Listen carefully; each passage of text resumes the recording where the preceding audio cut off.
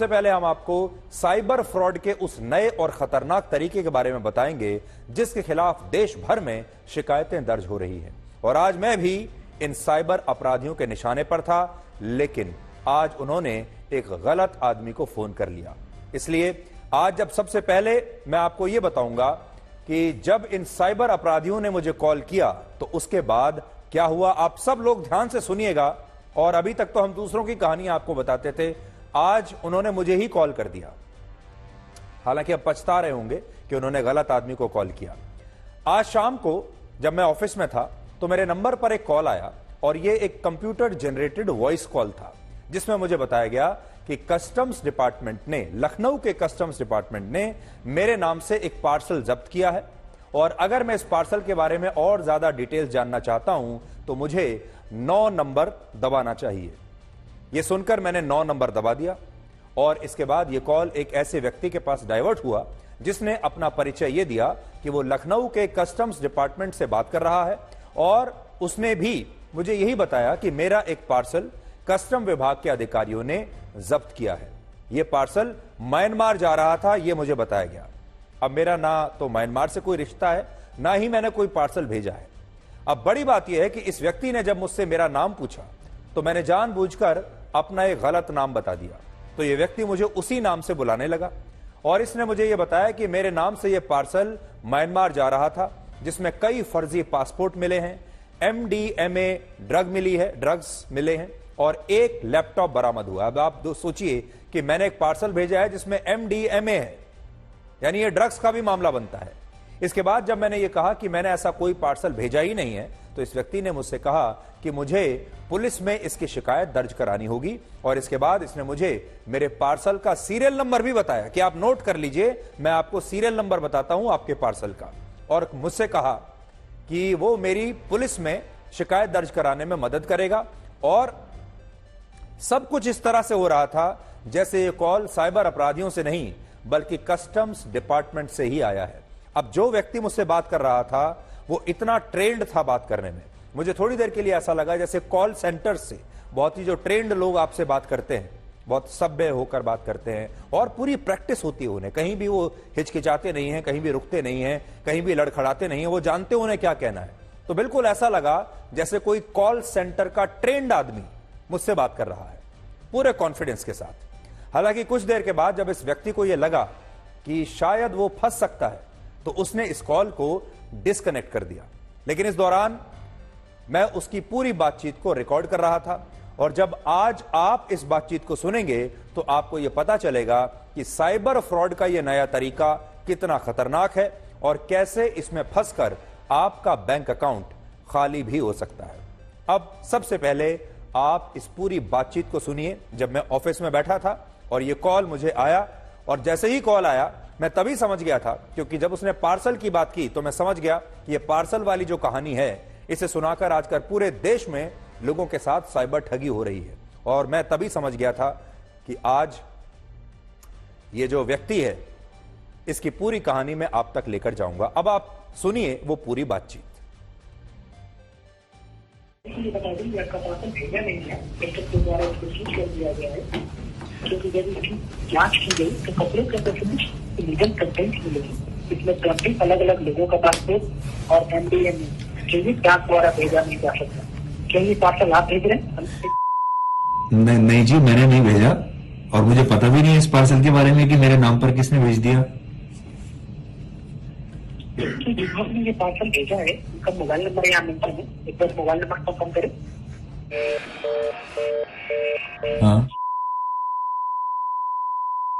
जी, ये नंबर आप यूज करते हैं? जी मैं ही करता हूँ। आप कह रहे हैं कि ये पार्सल आपने नहीं भेजा है, भेजने वाले की इन्फॉर्मेशन आपके नाम, नंबर, आपका आधार ID का सॉफ्ट कॉपी यूज किया गया है। इसीलिए आज आपको कॉल की गई है कि ये इलीगल पार्सल को भेजने से पहले हम आपसे जानकारी लेते हैं। तो क्या क्लियर है कि पार्सल आपने नहीं भेजा है? जी मैंने नहीं भेजा है, मैं तो म्यांमार में किसी को जानता भी नहीं हूँ। तो क्या मैं आपसे कुछ पूछ सकता हूँ? क्या आप अपना आधार ID किसी के साथ शेयर किए हैं या ऑनलाइन शॉपिंग, होटल बुकिंग में? भाई देखिए, देखिए, ऐसा होता है कि आधार तो आप आजकल कहीं भी आप जाते हैं, किसी होटल में रुकते हैं, कहीं भी कुछ करते हैं, तो आधार की कॉपी तो सब लोग मांगते ही हैं। तो मेरा आधार तो बहुत जगह होगा। तो देखिए, कहीं ना कहीं से आपका आधार आईडी लीक हुआ है और किसी ने इसका मिसयूज किया है एक इलीगल पार्सल भेजने के लिए। तो मैं आपको यही सजेस्ट करता हूँ कि आप जल्द से जल्द कुछ पुलिस स्टेशन से संपर्क करें कि हाँ ये पार्सल भेजा जा रहा है और इसके अगेंस्ट लखनऊ पुलिस स्टेशन में एक कंप्लेंट दर्ज कराए, ताकि पुलिस इसकी जांच कर सके कि आपके नाम नंबर आपका आधार आईडी का मिसयूज करके ये कौन पुलिस पार्सल भेज रहे हैं। तो आप पुलिस से नहीं बोल रहे हैं? मैं लखनऊ कस्टम से बात कर रहा हूँ। अच्छा अच्छा, तो फिर अब मुझे क्या करना होगा? तो आप इसकी अगेंस्ट लखनऊ पुलिस स्टेशन में कंप्लेंट करके आए, ताकि पुलिस इसकी जांच कर सके कि आपके नाम नंबर आपका आधार आईडी का मिसयूज करके ये कौन इलीगल पार्सल है। क्योंकि हमें 2 घंटे की टाइम होती है और कानून के मुताबिक हमें वोट को सूचित करना होगा। तो इसलिए आप वक्त के रहते हुए इसको अगेंस्ट आप एक कंप्लेंट करके आए, ताकि पुलिस जांच कर सके कि आधार आईडी का कौन मिसयूज करके। राइट, तो देखिए, मेरी आपसे रिक्वेस्ट है कि आप कोर्ट को मत सूचित कीजिए, और मुझे और मैं कैसे, ये बताइए कि मैं कैसे इसको पुलिस में कंप्लेंट कर सकता हूँ? ओके, क्या मैं आपसे पूछ सकता हूँ कि क्या अभी प्रेजेंट आप कहाँ से बात कर रहे हैं? अभी तो मैं दिल्ली से बात कर रहा हूँ। ओके, अगर आप दिल्ली से बात कर रहे हैं और आपका आधार आईडी का मिसयूज लखनऊ में हो रहा है, राइट, जी, तो कस्टम आपकी हेल्प करेगी कि आपकी कॉल कोई गवर्नमेंट हॉटलाइन के द्वारा लखनऊ पुलिस स्टेशन में ट्रांसफर कर दी जाएगी। जी ठीक है, मतलब मुझे तो कुछ नहीं होगा ना? ओके, नहीं सर, अगर आपने ये पार्सल नहीं भेजा है तो आप क्यों डर रहे हैं? आप इसके अगेंस्ट ये कंप्लेंट दर्ज करा, पुलिस इसकी जांच करेगी कि आपके नाम नंबर। तो ठीक है, तो जी बिल्कुल ठीक है, तो मैं कंप्लेंट दर्ज करा देता हूँ, आप मेरी मदद कीजिए इसमें। ओके, मैं आपको पार्सल का डिटेल दे देता हूँ, आप राइट डाउन करिए।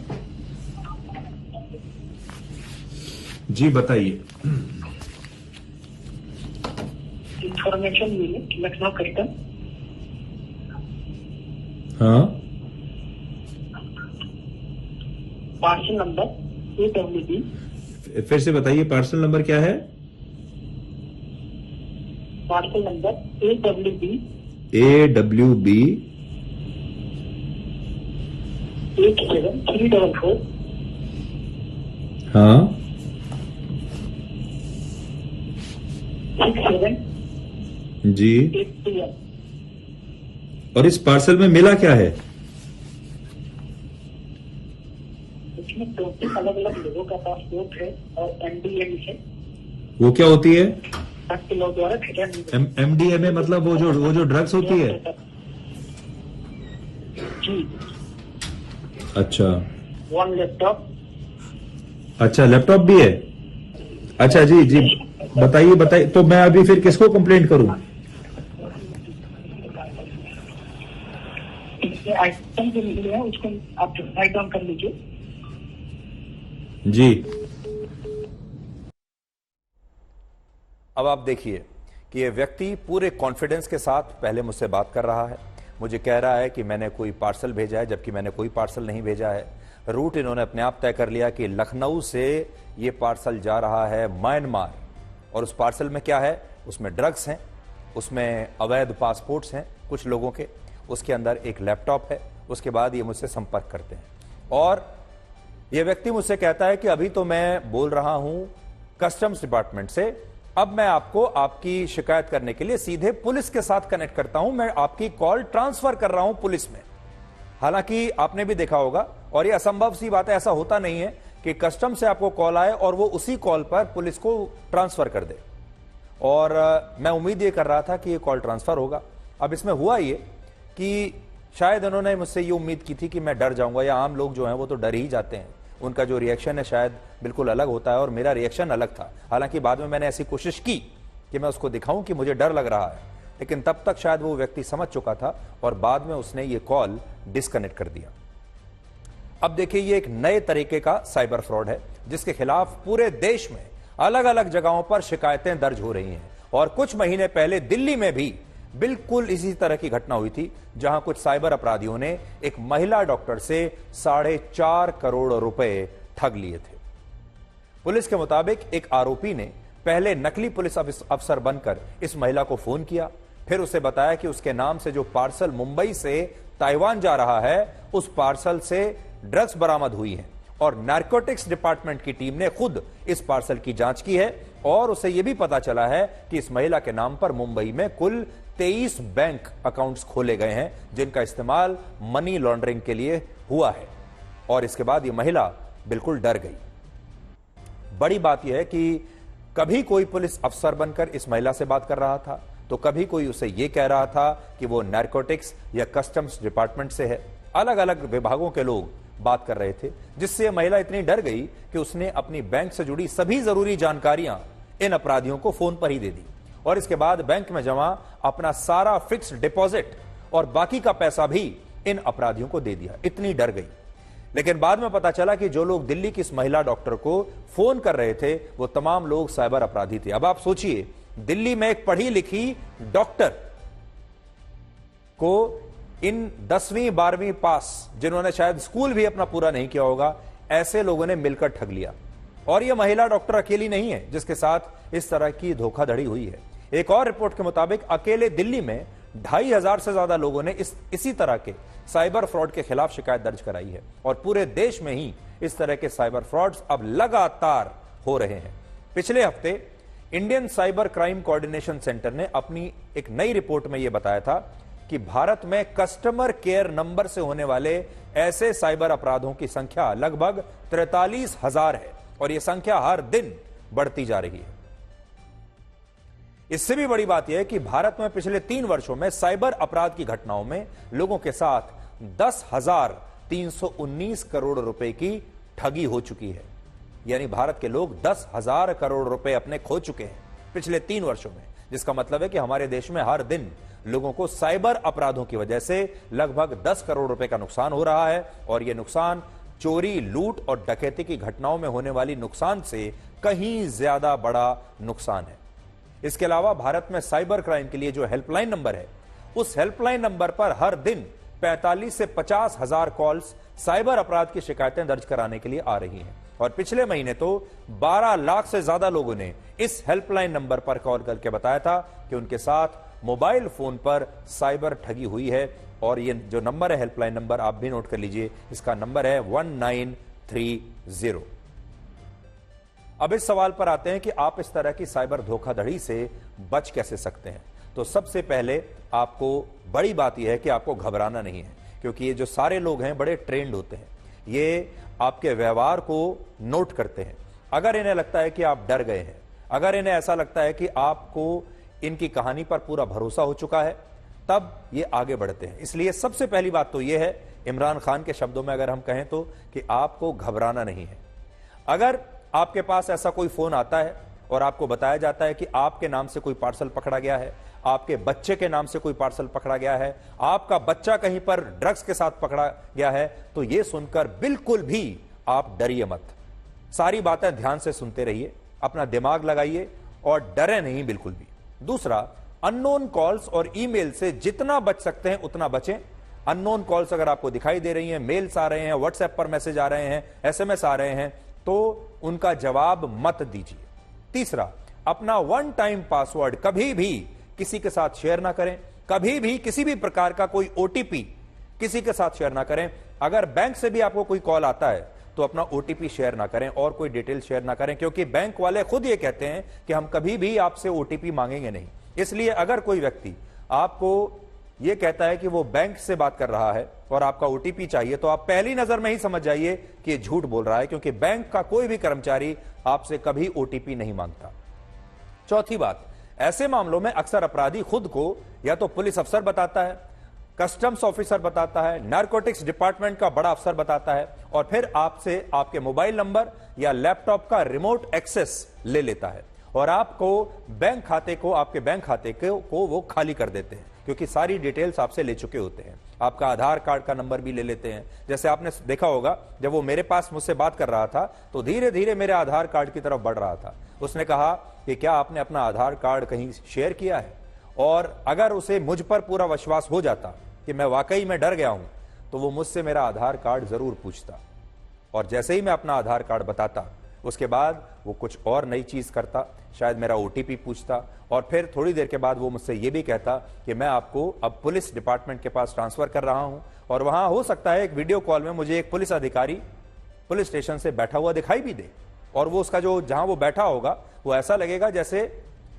वो वाकई किसी पुलिस स्टेशन में बैठा है, और आप अपने सारे डिटेल्स उसे देते चले जाएंगे। इसलिए अपने फोन का या अपने लैपटॉप का रिमोट एक्सेस, अपना आधार कार्ड नंबर, अपने बाकी के और जो सरकारी आईडी कार्ड हैं उनका नंबर, अपना बैंक अकाउंट का नंबर या अपना ओटीपी नंबर कभी भी भूल कर भी किसी को ना दें।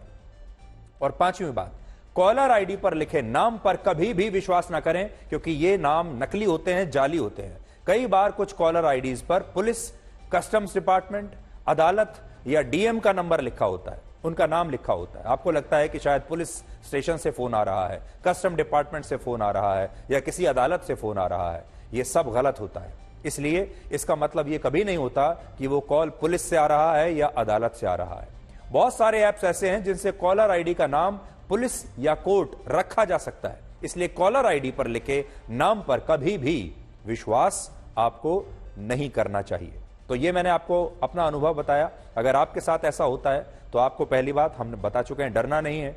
और दूसरा, सबसे पहले आप अपने बैंक को फोन कीजिए इसके बाद, और उनसे कहिए कि अगर इस तरह की कोई भी गतिविधि आपके बैंक अकाउंट में वो देखते हैं तो तुरंत आपको या तो सूचित करें या फिर उस ट्रांजैक्शन को रोक दें।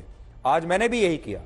जब ये सब हो चुका था, जब ये कॉल उसने डिस्कनेक्ट कर दिया, तो मेरा जो अगला कॉल था वो मेरे बैंक को था। मैंने सबसे पहले अपना मोबाइल फोन चेक किया कि कहीं ऐसा तो नहीं है कि मैंने 9 नंबर दबाया था, जो इस 9 नंबर को दबाते ही कहीं मेरे बैंक से पैसा ना निकल गया हो। तो मैंने सबसे पहले अपने मोबाइल फोन पर देखा कि कोई मैसेज तो नहीं आया है कोई बैंक के ट्रांजैक्शन का, ऐसा कुछ नहीं आया था। फिर मैंने बैंक को फोन किया और उन्हें इस कॉल के बारे में सब कुछ बताया और कहा कि अगर मेरे बैंक में से कोई भी पैसा निकालने की कोशिश करता है तो आपको तुरंत उसे रोकना होगा। और अगला जो कदम आप उठा सकते हैं वो ये है कि आप तुरंत अपने पास के पुलिस स्टेशन में इसकी जानकारी दीजिए। मैंने वो नंबर नोट कर लिया था जहां से कॉल आया। उसके बाद मैंने कई बार उस नंबर पर कॉल किया और हर बार उस नंबर पर घंटी बजती थी, लेकिन कोई और व्यक्ति फोन उठाता था। ये शो जब मैं शुरू करने वाला था उससे पहले भी हमने उसी नंबर पर दोबारा कॉल किया, तब एक महिला ने फोन उठाया। तो ये भी हो सकता है कि ये जो साइबर अपराधी हैं ये किसी का भी एक नंबर लेते हैं, उस नंबर को क्लोन करके, और हो सकता है कि ये आपको उस नंबर का इस्तेमाल करके आपको कॉल करेंगे और आपको लगेगा कि शायद ये फोन असली है। तो पहले मैं आपको वो नंबर भी बताने वाला था, लेकिन फिर मुझे जब मैंने कई बार उस नंबर पर कॉल किया तो ऐसा लगा कि हो सकता है वो वाकई किसी का जेन्युइन नंबर हो, उसे पता भी नहीं है कि उसके नंबर का गलत इस्तेमाल साइबर अपराधी इस समय कर रहे हैं। लेकिन हम इस कहानी को यहां नहीं छोड़ेंगे, हम आगे भी इसकी तहकीकात करेंगे और उस व्यक्ति तक पहुंचने की कोशिश करेंगे, पुलिस की भी मदद लेंगे और आपको बताएंगे कि आगे क्या हुआ। अब आपको एक ऐसे कार सेवक की कहानी के बारे में बता रहे हैं जिसके खून से सने कपड़ों को उसके परिवार ने आज तक संभाल कर रखा है। इस कार सेवक का नाम था राम अवतार और ये भगवान श्री राम के बहुत बड़े भक्त थे और अक्सर कहा करते थे कि एक न एक दिन अयोध्या में भगवान राम का वनवास जरूर समाप्त होगा। अक्टूबर 1990 में जब देश भर से कार सेवक अयोध्या में इकट्ठे हो रहे थे, तब राजस्थान के अलवर में रहने वाले राम अवतार भी अपने परिवार को बिना बताए 50 लोगों के एक जत्थे के साथ अयोध्या चले गए और उन्होंने वहां कार सेवा में शामिल होने का फैसला किया। 2 नवंबर 1990 को जब पुलिस की गोलीबारी में कई कार सेवक मारे गए, तब अयोध्या के हनुमानगढ़ी मंदिर के पास राम अवतार का शव भी मिला था। राम अवतार को सिर में गोली मारी गई थी, लेकिन पुलिस का कहना था कि राम अवतार पुलिस की कार्रवाई में नहीं मारे गए और बड़ी बात यह है कि राम अवतार अपने माता पिता और भाई को बिना बताए अयोध्या गए थे, इसलिए उन्हें भी उनकी मौत की कोई सूचना नहीं मिली। और इसके बाद पुलिस ने राम अवतार का पोस्टमार्टम करने के बाद उनका अंतिम संस्कार भी कर दिया और बाद में राम अवतार के परिवार को उनके खून से सने हुए कपड़े दे दिए गए। उन्हें वो कपड़े मिल गए और खून से सने हुए वो कपड़े जो राम अवतार ने उस दिन पहने थे, उन कपड़ों को आज तक उनके परिवार ने संभाल कर रखा है। सोचिए, इस परिवार ने राम मंदिर की वजह से अपने बेटे का आखिरी बार चेहरा तक नहीं देखा, लेकिन इसके बावजूद आज राम मंदिर का निर्माण होने पर इस दिवंगत कार सेवक का परिवार खुश है और कहता है कि आज राम अवतार की आत्मा बहुत प्रसन्न होगी और उसे भगवान राम का भव्य मंदिर देखकर बड़ी प्रसन्नता हो रही होगी।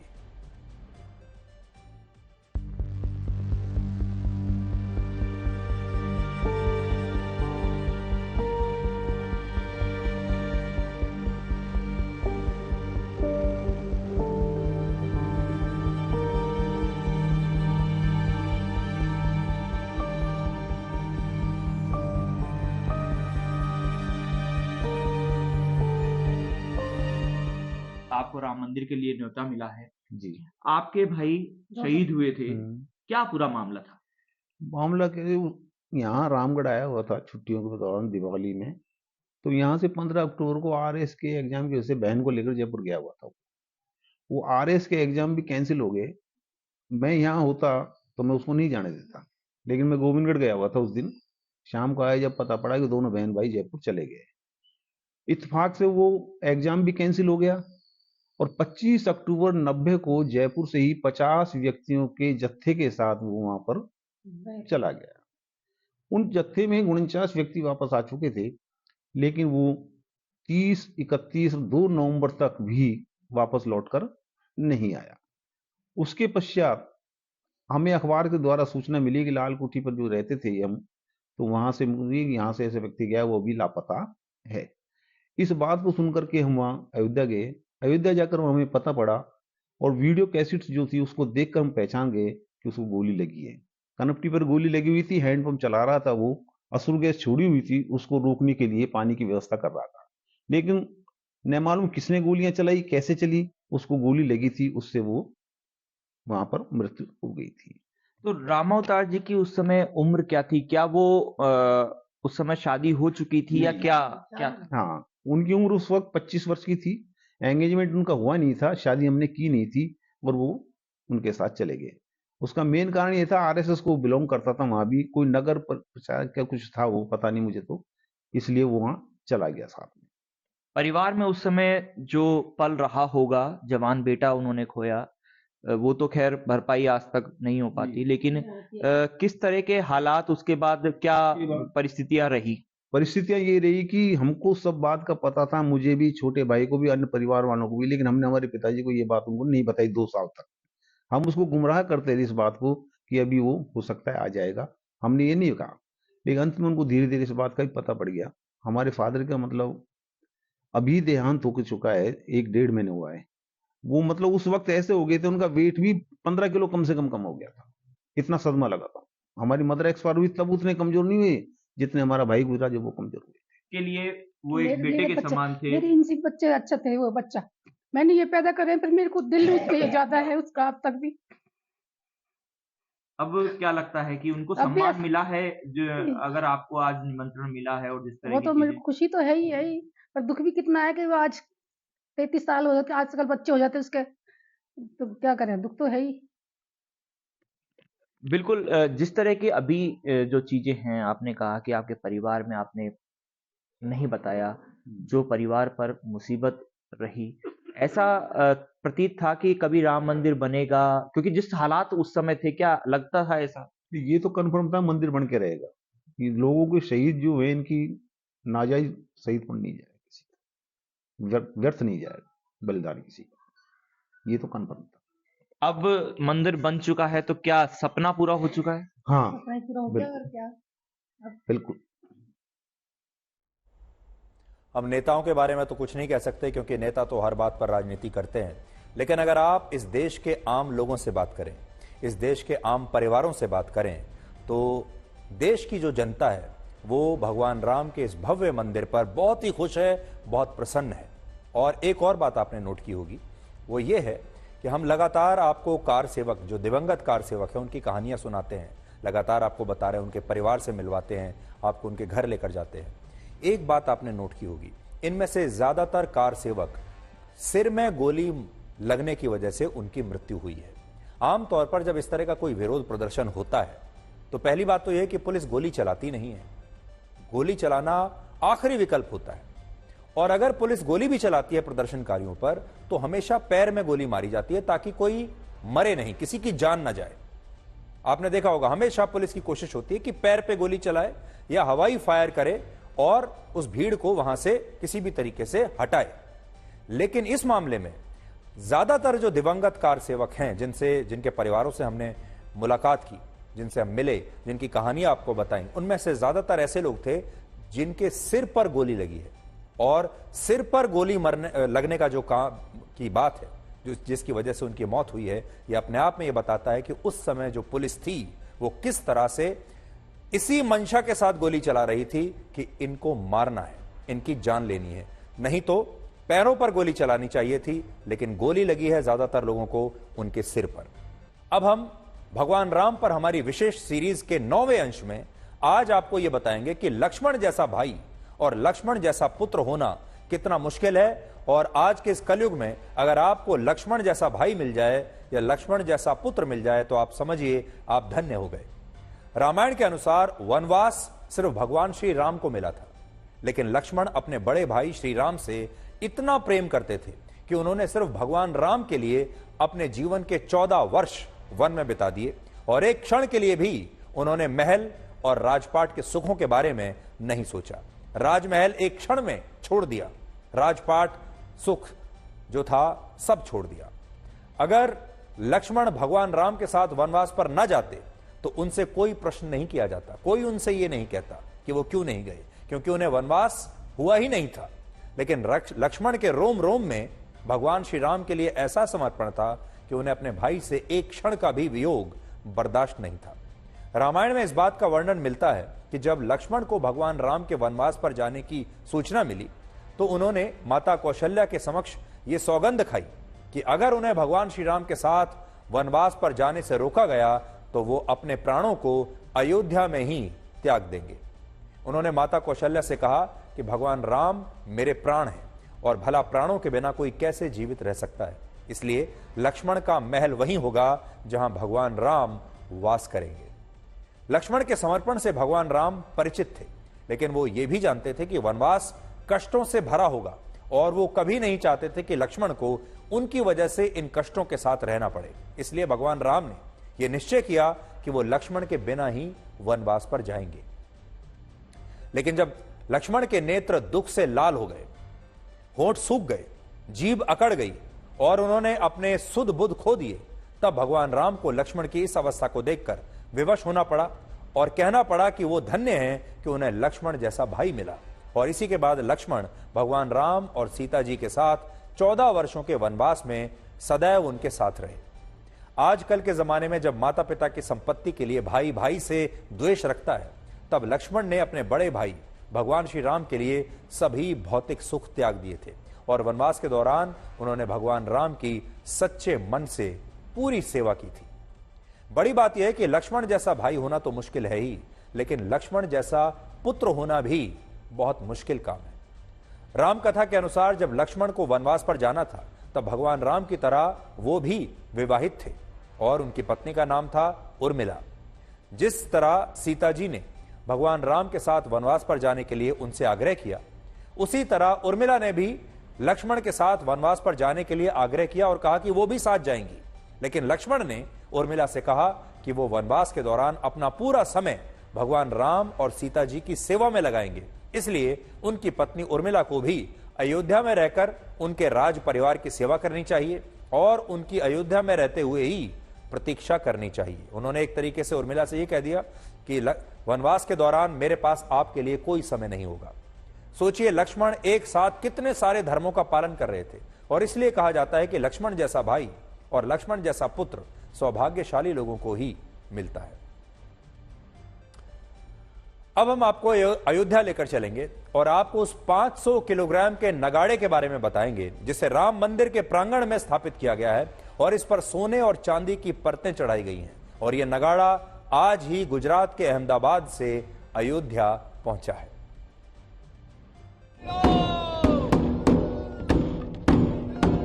ये नगाड़ा 500 किलो का बताया जा रहा है और यहाँ पर इसको ला करके रखा गया है। इसको मंदिर के परिसर में लगाया जाएगा ऐसा बताया जा रहा है। दगबगर समाज के लोग इसको लाएं। क्या इसकी खास बात है? इस नगाड़े की क्या विशेषता है? इसकी खासियत यह है कि यह नगाड़ा जो हमने तैयार किया है ये 500 केजी का है। दूसरा कि इसके ऊपर जो लेदर डाला हुआ है ये लेदर कई सालों तक खराब नहीं होएगा, ऐसा हमने पेंट करवाया हुआ है। हमने ये जो रथ तैयार किया है ये रथ 800 केजी का बनाया। इसके अंदर हमने 4 पहिए जो डाले हुए वो 4 व्हीलर गाड़ी के डाले। दूसरी बात कि इसको आगे पीछे करने के लिए हमने स्टीयरिंग भी डाला हुआ जो पावर स्टीयरिंग है। तो अब आपको उम्मीद है ये नगाड़ा जब बजेगा तो राम भक्तों को दूर दूर से आवाज सुनाई पड़ेगी? हाँ, इस नगाड़े को हमने बनाया ही इसी तरह से कि तकरीबन ये अगर मंदिर में बजेगा तो 1 किलोमीटर दूर तक इसकी आवाज रहेगी। आज जब हमारे देश के नेता राम मंदिर के उद्घाटन पर भी राजनीति कर रहे हैं, तब इन तस्वीरों से आप ये समझ पाएंगे कि भारत के लोग किस कदर भगवान राम की भक्ति में डूबे हुए हैं और इस मंदिर को लेकर कितने उत्साहित हैं। ये तस्वीरें अहमदाबाद से अयोध्या जाने वाली पहली फ्लाइट की हैं, जिसमें यात्रा करने वाले लोग भगवान श्री राम, लक्ष्मण, सीता जी और हनुमान जी के रूप में आपको नजर आ रहे हैं और जय श्री राम के नारे ये लोग लगाते हुए एयरपोर्ट से जा रहे थे। बहुत आनंद का विषय है। यदि फ्लाइट की सुविधा न होती तो 2 दिन ट्रेन में लग जाता, तो ये तो 2 घंटे में सीधा अहमदाबाद से अयोध्या आ पहुंचे। बहुत आनंद की बात। अभी तो मैं फर्स्ट टाइम इधर आई हूँ, बहुत अच्छा लगा। रास्ते में भी बहुत सब लोग इतना एंजॉय किया। 6वीं बार है लेकिन इतना अच्छा लगा इस बार। तो आप देखिए कि पूरा देश इस समय राममय है। पूरा देश भगवान राम की भक्ति में डूबा हुआ है। पूरा देश भगवान राम के इस भव्य मंदिर के लिए इतना उत्साहित है। और आपने हवाई अड्डे पर देखा, यहां तक कि एयरलाइंस के जो स्टाफ के जो लोग हैं वो भी भगवान राम के रूप में, सीता जी के रूप में, लक्ष्मण जी के रूप में लोगों का स्वागत कर रहे हैं। अब आप सोचिए इस समय पूरे देश में भगवान राम को लेकर कितना उत्साह देखने को मिल रहा है। और फिर भी हमारे देश में कुछ विपक्षी नेता ऐसे हैं, कुछ लोग ऐसे हैं जो ऐसे में भी अयोध्या नहीं जाना चाहते, जो ऐसे में भी भगवान श्री राम के इस भव्य मंदिर के उद्घाटन में शामिल नहीं होना चाहते। अब हम आपको यह बताएंगे कि क्या चीन एक शार्क की तरह मालदीव्स को एक छोटी मछली समझकर निगलने की तैयारी कर रहा है। हाल ही में आपने देखा होगा कि मालदीव्स का जो पूरा मूड है भारत को लेकर वो बिल्कुल बदल गया है। मालदीव्स एक जमाने में भारत का इतना परम मित्र हुआ करता था, सब चीजें भारत से पूछकर करता था, हर मदद भारत से लेता था। अचानक ऐसा क्या हुआ कि मालदीव्स भारत को आंखें दिखाने लगा? इसके पीछे कौन हो सकता है? तो इसके पीछे है चीन। इसकी सबसे बड़ी वजह यह है कि मालदीव्स अब चीन की गोद में जाकर बैठ गया है और इस बात को आप इन तस्वीरों से आज समझ पाएंगे। ये तस्वीरें चीन की राजधानी बीजिंग से आई हैं, जहां मालदीव्स के राष्ट्रपति मोहम्मद मुइज़ू ने चीन के राष्ट्रपति शी जिनपिंग से मुलाकात की और इस मुलाकात में उन्होंने खुशी खुशी मालदीव्स को चीन को गिरवी रखने की औपचारिक शुरुआत कर दी है। इस मुलाकात में दोनों देशों के बीच कुल मिलाकर 20 समझौतों पर हस्ताक्षर हुए हैं और ये सारे समझौते ऐसे हैं जिनके जरिए मालदीव्स में चीन का निवेश ऐतिहासिक रूप से बढ़ जाएगा। मालदीव्स में पर्यटन, आपदा प्रबंधन, डिजिटल इकोनॉमी, कंस्ट्रक्शन, मानव संसाधन, टेक्नोलॉजी और एनर्जी, इन सब के क्षेत्र में चीन मालदीव्स को अब पूरा सहयोग करेगा। और इससे भी बड़ी बात यह है कि चीन ने एक बहुत बड़े शार्क की तरह हिंद महासागर में मौजूद मालदीव्स को एक छोटी सी मछली के समान निगलने के लिए उसके साथ एक विशेष समझौता भी किया है। इसके तहत चीन ने कहा है कि वो मालदीव्स को ग्रांट यानी अनुदान सहायता देगा, जो मालदीव्स को अब तक भारत से मिला करती थी। लेकिन चीन ने मालदीव्स को ऐसा प्रस्ताव दिया है कि उसे जितना लोन चाहिए हो चीन उसे देने के लिए तैयार है और इसके अतिरिक्त अब उसे अनुदान सहायता भी यानी ग्रांट भी चीन देने के लिए तैयार है। तो चीन ने कुछ इस तरह से मालदीव्स के राष्ट्रपति का स्वागत किया है। तो अब आपको ये पूरी कहानी समझ में आ जाएगी कि मालदीव्स और भारत के रिश्ते खराब करने के पीछे असल में कौन है। और मालदीव्स इसलिए बहुत महत्वपूर्ण है क्योंकि हिंद महासागर में जब आप प्रवेश करते हैं तो मालदीव्स एक तरीके से समझिए, जब आप किसी टोल ब्रिज पर जाते हैं तो आपको एक टोल पॉइंट मिलता है। तो जो टोल पॉइंट है वो मालदीव्स है हिंद महासागर में प्रवेश के लिए। चीन के इस ऐलान से मालदीव्स के राष्ट्रपति को यह लग रहा है कि अब उन्हें शायद भारत की जरूरत नहीं पड़ेगी, लेकिन हकीकत यह है कि चीन ने मालदीव्स के समुद्री किनारों पर लालच का जो जाल फेंका था, उस जाल में मालदीव्स अब बुरी तरह फंसने वाला है, या कह लीजिए कि फंस चुका है। इस समय मालदीव्स की स्थिति ऐसी है कि वो सिर तक कर्ज में डूबा हुआ है, यानी पानी उसके सिर से ऊपर गुजर रहा है, कर्ज का पानी, और उस पर अपनी जीडीपी से भी कहीं ज्यादा कर्ज है। मालदीव्स की जीडीपी लगभग 52,000 करोड़ रुपए की है और उसका कर्ज है 57,000 करोड़ रुपए। और इससे भी बड़ी बात यह है कि इस कर्ज में सबसे बड़ा हिस्सा चीन का है। दूसरे देशों से लिए गए कुल कर्जे में, यानी जो एक्सटर्नल लोन है, एक्सटर्नल डेट जिसे हम कहते हैं, उसमें 42% कर्जा मालदीव्स ने अकेले चीन से लिया है। और चीन इस बात को अच्छी तरह से जानता है कि कर्ज में डूबे मालदीव्स को उसने अगर और कर्ज दिया तो वो उसके कर्ज के नीचे दबकर उसका आसानी से गुलाम बन जाएगा और बाद में वो उसे किसी भी चीज के लिए ना नहीं कह पाएगा। ये बात हम इसलिए कह रहे हैं क्योंकि अभी मालदीव्स हर साल लोन की जो इंस्टॉलमेंट्स भरता है उसका खर्च ही 2,500 करोड़ रुपए है। और अगर ये कर्ज और ज्यादा बढ़ गया तो मालदीव्स को श्रीलंका की तरह आर्थिक रूप से बर्बाद होने में देर नहीं लगेगी। श्रीलंका क्यों बर्बाद हुआ था? श्रीलंका में आर्थिक संकट इसलिए आया क्योंकि श्रीलंका का कुल कर्जा उसकी जीडीपी के 115% के बराबर हो गया था, यानी जितनी जीडीपी है श्रीलंका की उससे ज्यादा कर्जा था उसके ऊपर। और मालदीव्स की भी स्थिति बिल्कुल ऐसी है जिसका कुल कर्ज उसकी जीडीपी के 111% के बराबर पहुंच गया है।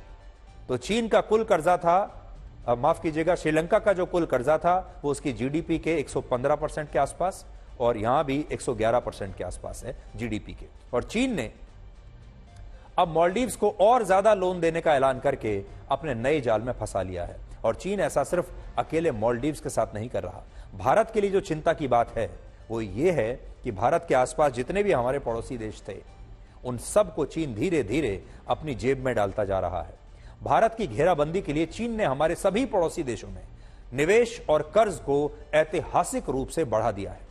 उदाहरण के लिए पाकिस्तान ने अपने कुल कर्ज का 30%, श्रीलंका ने 20%, म्यांमार ने 30%, मालदीव्स ने 42%, बांग्लादेश ने लगभग 8% और नेपाल ने 3.5% कर्ज चीन से लिया हुआ है।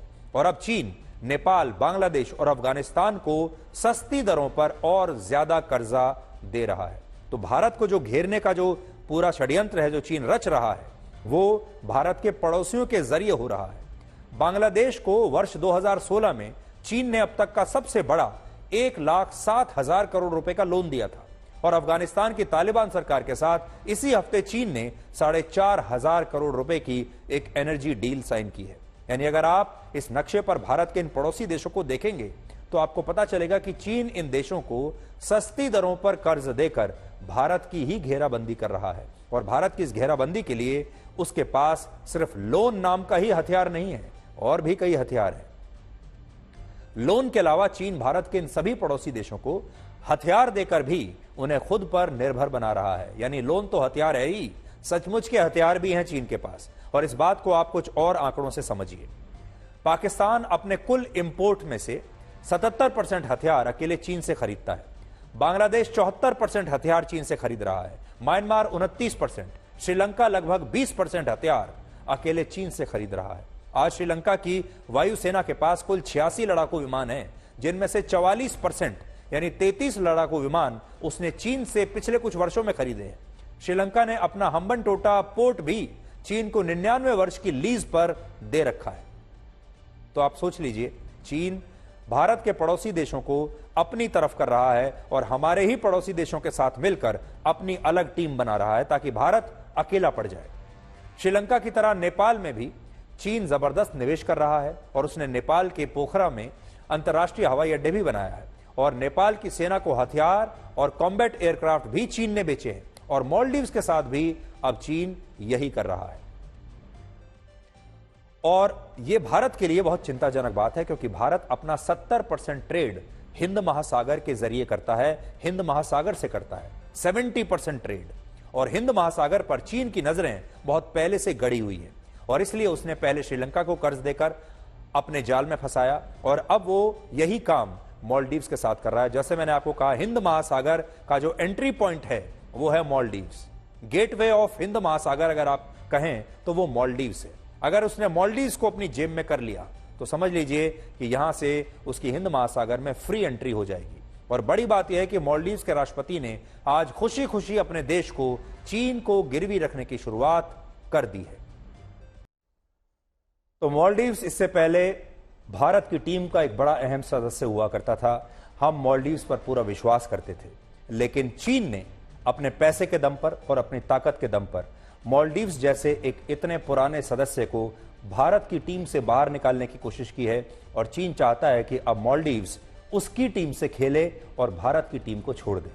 यह हमारे लिए एक चिंताजनक बात है, क्योंकि चीन यही काम श्रीलंका के साथ भी कर रहा है, बांग्लादेश के साथ भी उसने कोशिश की है, कर नहीं पाया अभी तक, लेकिन कोशिश बांग्लादेश के साथ जारी है। यह अच्छी बात है कि बांग्लादेश के साथ हमारे जो संबंध हैं वो बहुत अच्छे हैं और उन संबंधों में अभी भी कोई कमी नहीं आई है, लेकिन चीन अभी भी बांग्लादेश पर लगातार डोरे डाल रहा है। चिंताजनक बात है भारत के लिए, क्योंकि वो ये है कि अरब देशों के पास रेड सी यानी लाल सागर में भारत ने अपने 10 युद्धपोत तैनात किए हैं। और ये 10 युद्धपोत हमें क्यों तैनात करने पड़े हैं, आज आपको पता होना चाहिए। अगर आप इस नक्शे को देखें तो आपको यमन, सऊदी अरब, इजिप्ट और सूडान के बीच ये रेड सी दिखाई देगा। ये रेड सी की हम बात कर रहे हैं, जिसको हम लाल सागर कहते हैं। देखिए, ये है लाल सागर, इसकी बात कर रहे हैं। और ये जो लाल सागर है 4,38,000 वर्ग किलोमीटर के क्षेत्र में फैला हुआ है। बहुत बहुत बड़ा इलाका है। 4 लाख, आप सोचिए, वर्ग किलोमीटर, कितना बड़ा इलाका ये हो सकता है। ये वही लाल सागर है जहां से दुनिया का कुल 15% व्यापार होता है। और इसी लाल सागर में यानी रेड सी में सुएज कैनाल मौजूद है, जहां से समुद्री जहाज यूरोप के देशों के लिए आवाजाही करते हैं। यहां से इस सुएज कैनाल की हम बात कर रहे हैं। लेकिन अब भारत ने इसी रेड सी में अपने 10 युद्धपोत तैनात कर दिए हैं, और इसकी वजह है यमन का आतंकवादी संगठन हूती। तो यहां पर आप सोचिए, हमने यहां से लेकर और ये जो पूरा इलाका है, यहां भारत ने अपने 10 वॉरशिप्स तैनात किए। हूती के आतंकवादी इजराइल का विरोध करने के लिए, अब आप ये भी कह सकते हैं कि लाल सागर में अपने युद्धपोत तैनात करके भारत ने हूती के आतंकवादियों को लाल आंखें दिखाई हैं और उसे यह बताया है कि अगर उसने भारत के समुद्री जहाजों को छूने के बारे में सोचा भी तो इसका अंजाम अच्छा नहीं होगा। भारत रेड सी में सुएज कैनाल के रास्ते हर साल 2.5 लाख करोड़ रुपए का सामान यूरोप और बाकी देशों को निर्यात करता है, एक्सपोर्ट करता है। और यह हमारे कुल एक्सपोर्ट का लगभग 7% है। इस 7% के एक्सपोर्ट को हूती के आतंकवादियों से कोई नुकसान ना हो, इसके लिए ही भारत ने रेड सी में अपने युद्धपोत तैनात किए हैं। और ये एक बहुत बड़ी बात है। आपको जानकर हैरानी होगी कि हूती के हमलों से डरकर अभी बहुत सारे देश अपने समुद्री जहाजों को अफ्रीकी महाद्वीप के पास साउथ अटलांटिक ओशियन के रास्ते यूरोप के देशों में भेज रहे हैं। और ये एक बहुत लंबा रूट है, जिसमें रेड सी के मुकाबले यहां से यात्रा करने में 10 दिन ज्यादा लगते हैं। लेकिन भारत ने इस लंबे रूट से ट्रेड करने के बजाय लाल सागर से ही अपने समुद्री जहाजों की आवाजाही को जारी रखने का फैसला किया है।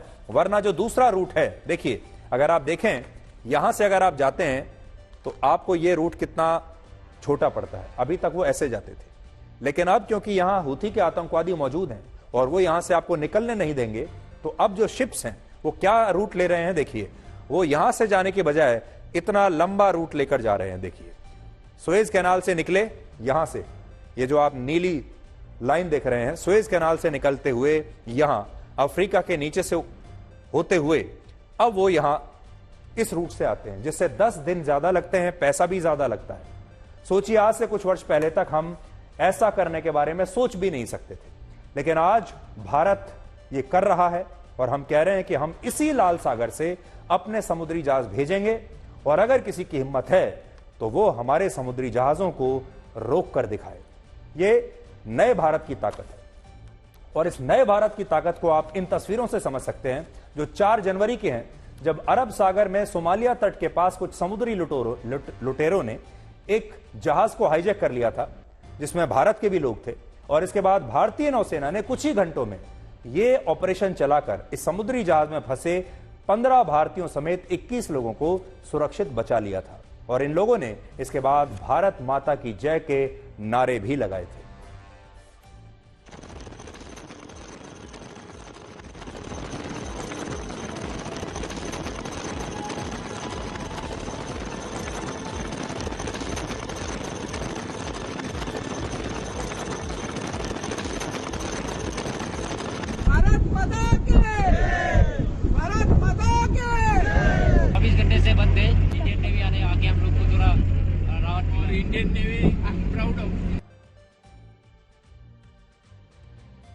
तो इससे आप ये देख सकते हैं कि भारत अब समुद्र में भी एक महाशक्ति के रूप में उभर रहा है। अब आखिर में हम आपको जर्मनी में लेकर चलेंगे।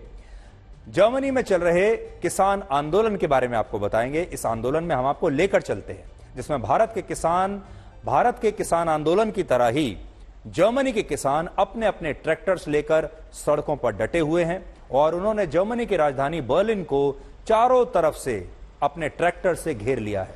ठीक वैसे ही जैसे भारत में जब किसान आंदोलन हुआ था तो उन्होंने दिल्ली को चारों तरफ से किसानों ने घेर लिया था, अब वैसा ही जर्मनी के साथ हो रहा है। ये किसान सड़कों पर डटे हुए हैं, सड़कों पर ही खाना बना रहे हैं, वहीं रहते हैं, वहीं सोते हैं। जर्मनी के ये हजारों किसान इसलिए प्रोटेस्ट कर रहे हैं क्योंकि वहां की सरकार ने उन्हें दी जाने वाली सब्सिडी को खत्म करने का ऐलान किया है। यानी वहां की सरकार ने भी कुछ कानूनों में बदलाव किया है जिनसे उनकी सब्सिडी या तो खत्म हो जाएगी या कम हो जाएगी। जर्मनी की कुल आबादी 8 करोड़ 40 लाख है, जिसमें से 10 लाख किसान हैं और इन्हीं किसानों को जर्मनी की सरकार से कृषि से जुड़े उपकरणों और मशीनों को खरीदने के लिए अच्छी खासी सब्सिडी मिलती है। इसके अलावा खेती में इस्तेमाल होने वाले डीजल की खरीद पर भी जर्मनी के किसानों को सब्सिडी मिलती है। लेकिन जर्मनी में गठबंधन सरकार होने की वजह से जब देश के बजट में कटौती करने का सवाल आया तो वहां की सरकार ने किसानों को दी जाने वाली इस सब्सिडी को खत्म कर दिया, जिससे जर्मनी के लाखों किसान नाराज हो गए हैं और अब उन्होंने भारत के ही किसानों की तरह ट्रैक्टर्स से जर्मनी की राजधानी को बंधक बना लिया है और वहां बड़े पैमाने पर विरोध प्रदर्शन हो रहे हैं। बड़ी बात यह है कि जब हमारे देश में किसान आंदोलन चल रहा था तब जर्मनी ने भारत के किसानों के साथ बड़ी हमदर्दी जताई थी और तब कहा था कि भारत को किसानों के इस आंदोलन में मानव अधिकारों का भी ध्यान रखना चाहिए। इसलिए अब जब जर्मनी के किसान सड़कों पर हैं तब भारत को भी यही कहना चाहिए कि उसकी नजर भी जर्मनी के किसान आंदोलन पर है और जर्मनी में भी किसानों के जो मानव अधिकार हैं उनका हनन नहीं होना चाहिए। तो देखिए, जैसा आपको याद होगा भारत में किसान आंदोलन हुआ था कुछ समय पहले और अब जर्मनी में भी वैसा ही किसान आंदोलन इस समय हो रहा है और उसी किसान आंदोलन की तस्वीरें आप देखिए। बड़ी संख्या में अब वहां ट्रैक्टर्स सड़कों पर आ गए हैं और किसान हजारों की संख्या में इस समय सड़कों पर अपने अपने ट्रैक्टर्स के साथ खड़े हैं, वहीं पर सो रहे हैं, वहीं पर धरना दे रहे हैं, वहीं पर खाना पका रहे हैं। और जिंदगी में ऐसे लोगों को जोड़िए जो बुरा वक्त आने पर आपकी परछाई और सही वक्त आने पर आपका आईना बन सके, क्योंकि आईना कभी झूठ नहीं बोलता और परछाई कभी साथ नहीं छोड़ती।